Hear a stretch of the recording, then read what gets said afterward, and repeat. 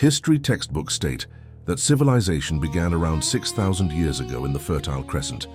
According to this view, early humans lived as hunter-gatherers, learned farming, built villages, and slowly developed writing, mathematics, and architecture. This explanation assumes that nothing existed before. Archaeological evidence suggests otherwise. Across multiple continents, large stone structures appear suddenly in the historical record. These structures required precise measurements, organized labor, and advanced planning. Stone blocks weighing many tons were cut, moved, and placed with accuracy that modern engineers still analyze.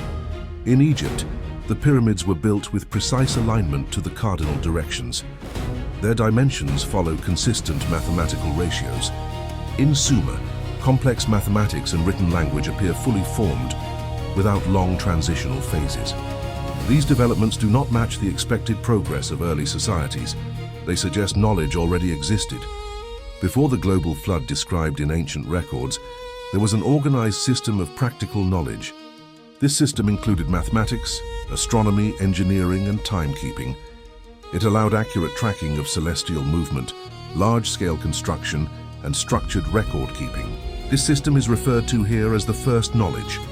When the flood occurred, cities were submerged, buildings were destroyed, written records were lost, tools and infrastructure disappeared. Knowledge stored in fragile formats did not survive. Survivors were left with limited resources and incomplete information. The primary risk after the flood was not hunger alone. It was the loss of accumulated knowledge. Without a method of preservation, technical understanding would disappear completely. Those who retained portions of the first knowledge recognized a problem. Advanced information could not be maintained in a collapsed world. People focused on survival could not protect or correctly use complex systems. Knowledge without structure would be damaged, misused, or lost. To prevent this, the information could not remain public. A decision was made to preserve knowledge in durable forms. Instead of books or spoken instruction, information was converted into physical systems. Mathematical principles were embedded into geometry. Astronomical observations were preserved through alignment and orientation. Architectural structures replaced libraries. Stone was used because it could survive floods, erosion, and time. Large monuments were constructed with precise measurements, so information would remain fixed, even if language disappeared. These structures stored data through proportion, angle, and position.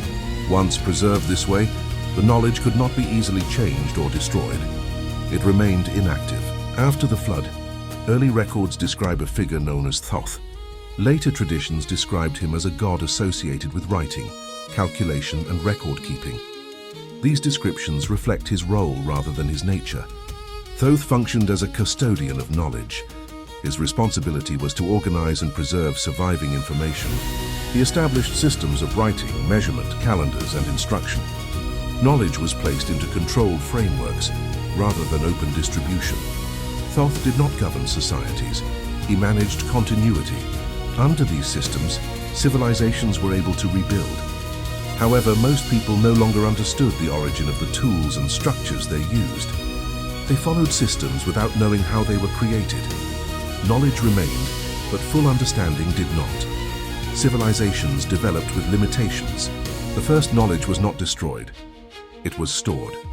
Preserved within architecture, symbols, and institutional systems, it remained inaccessible to most people. Over time, fragments resurfaced without full context.